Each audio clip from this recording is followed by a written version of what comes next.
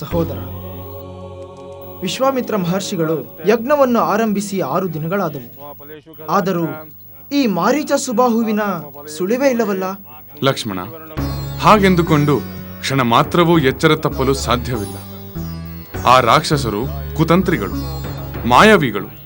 ನಮ್ಮ ದಿಕ್ಕು ತಪ್ಪಿಸಿ ನಮ್ಮ ಮೇಲೆ ಆಕ್ರಮಣ ಮಾಡುವ ಸಂಚನ್ನು ಮಾಡುವವರೂ ಆಗಿರಬಹುದು.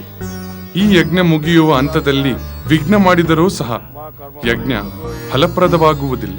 ನಿಜ ಸಹೋದರ. ಹಾಗಾದರೆ ಯಜ್ಞ ಕೊನೆ ಹಂತಕ್ಕೆ ಬರುವವರೆಗೂ ಆ ರಾಕ್ಷಸಾಧಮರು ಕಾಯುತ್ತಾ ಕುಳಿತಿರಬಹುದು.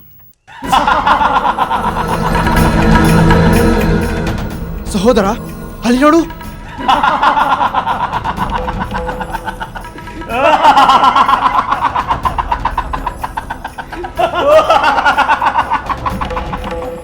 ಲಕ್ಷ್ಮಣ, ಈ ಮಾರೀಚನ ಮೇಲೆ ನಾನು ಮಾನವಾಸ್ತ್ರವನ್ನು ಪ್ರಯೋಗಿಸುವೆ.